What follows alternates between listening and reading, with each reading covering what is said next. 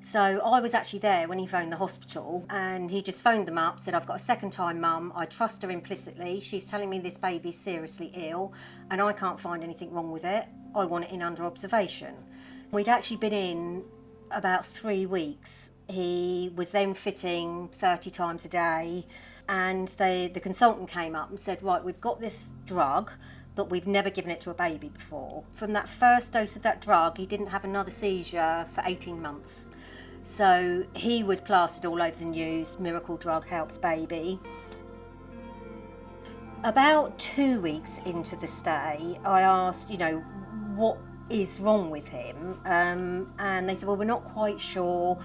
I was actually due to get married. So on the Thursday before the wedding, I said, can you please just tell me? And they said, well, we're almost certain it's tuberous sclerosis, which is a rare brain disorder. So they basically told me at that point, he will never walk, he'll never talk, he will be basically in a wheelchair with little quality of life. So that was on the Thursday, and then I got married on the Saturday, and I went down to see him in the hospital in my wedding gear, and the hospital staff were just lovely. They were all like, there's a bride, and they ran and got the camera from the labour ward, because of course we didn't have phones and things then, and took photos. So I've got a photo of me in my wedding outfit in the hospital holding the baby, which was lovely. So then, we came out, and I just, for probably 3 or 4 years, I had to go to the hospital 4 times a week for physiotherapy, occupational therapy, speech therapy and group therapy. That was really difficult because obviously I had Luke, the other baby, so I was going in with a 6-month-old baby and an 18-month-old baby saying, you need to sit there and be good and leave mummy alone. It was difficult. I fought to have him in mainstream school. My reasoning for this was he clearly lacked intelligence, he had learning difficulties, he's dyslexic, dyspraxic, he's just about everything. And I thought, well, the best he's going to do is come out of school reading and writing. In infant school in the beginning of juniors, he was such a popular child because he made everybody laugh. He was the naughty boy's dream because they would say, oh, Christopher, do this, and he'd just do it. But in that last year, I felt that he'd become different and less accepted. So that's when we decided, he needs to go to a special school. And then when he reached 10, his brain tumour started to grow. And it was at that point that we said to Christopher, right, if you could have anything in the world you want, what would you want? And he said, I'd like sunshine in a swimming pool. So that's what we did. We upped the family, moved to Spain so that Christopher could have his sunshine in a swimming pool. And his brain tumours carried on growing. He had one major one, and then he had about 8 other ones. So we were then in Spain under the Spanish health system. When he went in for his routine kidney scan, on looking around, they discovered that he had a large tumour on his pancreas that had squashed the vein coming out of the spleen, so the spleen had become necrotic. So he had a blood clot, a dying spleen, and a tumour on his pancreas. So he was admitted that day, and we stayed there for 3 months. And then eventually they said, right, we're going to have to operate. He then said to Christopher, have you got any questions? And Christopher said, yes. Where did you get them shoes from? They're horrible. So just classic Christopher. So he was in the intensive care. He was in there for about 4 or 5 days. And then the day we went and they took his breathing tube out was a real big thing, obviously. And then he tried to speak to me, and he was whispering so quietly, and I put my ear right next to his mouth, and he went, Mummy, help me. Well, it broke my heart, absolutely, and I just, that was probably my worst moment ever, because I just couldn't do anything for him. Well then, 2 days later, we turn up to intensive care and they say, oh, we tried to phone you, he's back on the ward. We go to the ward and there he is, sat up in bed, happy as Larry. When we went back to the hospital for the final consultation, when I went down there, they told me, yes, he has got cancer, pancreatic cancer. And of course, that's got a really low survival rate. I had a few conversations with Christopher about what he wanted at his funeral, that sort of thing. My husband found that very, very difficult. He was cross with me for even mentioning it, and I can remember saying to him, Mike, we are going to bury this child. There's no two ways about it. And actually I was proved wrong, because here he is 10 years later and he's still fine. So when he was 18, we were still in Spain, and he said to me, I just want to be a normal boy and live on my own. So we brought him back to the UK. We managed to get him into supported accommodation. I never thought that he would ever be independent, never thought he would have a wife, which is just incredible to go from an 18-year-old that you have to hold their hand when they're crossing the road because they're not safe, to him at 29, living on his own with his lovely wife Kate. I'm just so proud of him.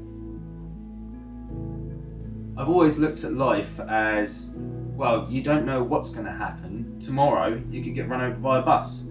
So always look up on the bright side of life. Never look down or just sit around and just mope around. It's just, it's pointless.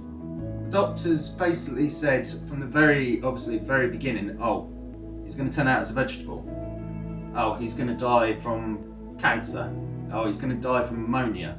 So I've been told, it's like being told the same thing over and over again. So I think it messes with your mind and you don't know what to think. You're thinking in so many different directions that you just want to sort of like blank out of that and say, look, I'm not going to think about that, I'm not going to think about that. Just think on what you're doing on that moment, or the moment you are in right now, and deal with that. When I actually felt negative, getting told obviously you're not going to survive, I was like, well, hang on, loads of patients that go through this and they just mope around. So I'm just like, no, I'm not going to be one of those patients.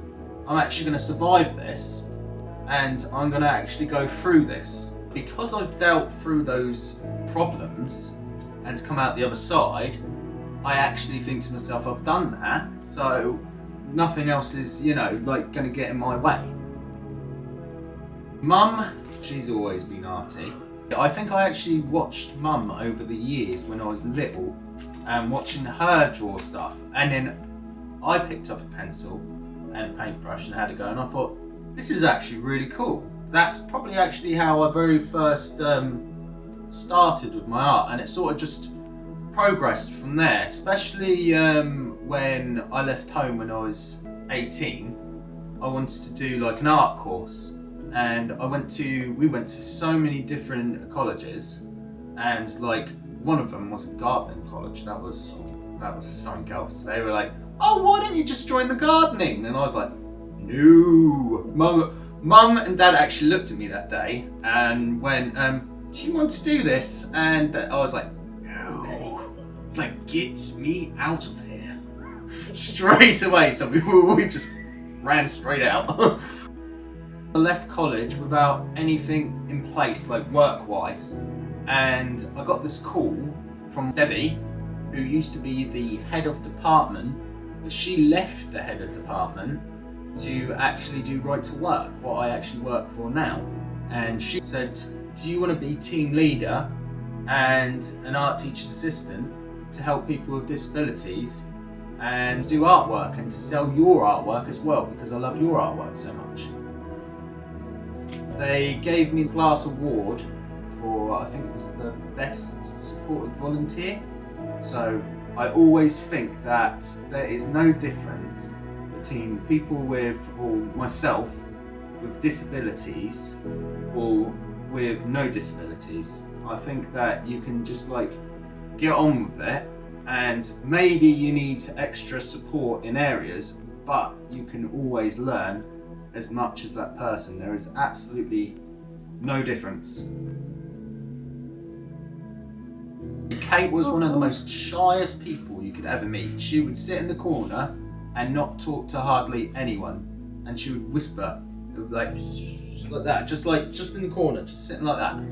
And so I approached, and I sort of, like got in her little bubble and sort of actually made her like how she is today, weird and wacky. like me. So, but at the time, we just gradually became friends, and a group of us came together, and we all became friends, and we all started talking to each other. I mean, we've been married about 4 or 5 years, we were engaged 2, and we've been together over 10. Kate wanted a dolphin wedding with all blue, and I wanted a marble wedding with DC. Basically, I wanted a Joker jacket. At the time, Suicide Squad was quite new, and that's like a DC film.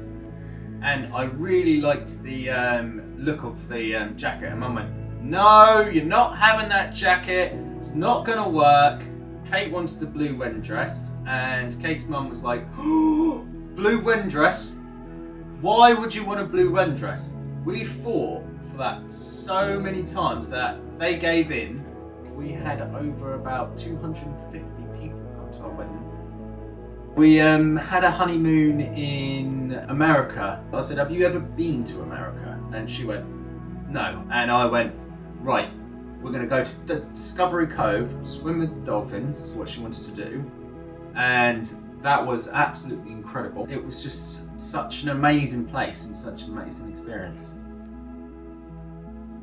Where we are at the moment is in George's boxing gym. I stumbled across it when the door was just creaked a little bit open, and George has been one of the best trainers, best people what I know to let me come in here. I want to be able to get people with disabilities, either worse off than me or just like me, to be able to get in here and show them that anything is possible. What you achieved out your life is amazing. From the childhood, you come through many fields to get where you are today, and it's a pleasure for me to train you. I think you're an absolute fantastic person, and that you do anything for anyone. Oh, I'll do anything for anyone. You're a star, you know, and all these people are going to watch this video. Unbelievable what he's been through. You know, don't feel sorry for yourself. Get up, you can do it. Anyone can do it. You know, this man's proved it. And especially anything's possible at George's gym. There's no such thing as can't in life. You can go through any medical problem, any disease, does not matter. You can still train and become brilliant. He seems to think that nothing is beyond his reach. He's always wanted to be famous. He's been in the newspaper lots and lots of times. He just wants to help people. Oh, he's funny. He's very jolly as well. he's a happy lad, and I think he's brilliant. He's nice, he's helpful, and he's very good to helping other people. He's very good at drawing, and he helped me out with drawing. I would say, no matter how much you suffer with, don't look down, always look up and look forward, because everything in your life, no matter how much awful stuff you've had done to you, you can do so much good. When I spoke to him the other day, he said to me, "Do you know, Mum, if I died tomorrow, I'd be happy because I've achieved everything I want to achieve in life." I think I would like to leave behind a legacy, so like people know around the world know who I am and know what I've been through and actually seen this and gone, wow.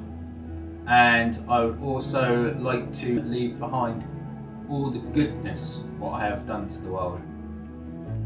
Every day he makes me proud, and just because he's so happy and he never gives up, he's so kind, and what can I say, he's just that I was blessed to have him.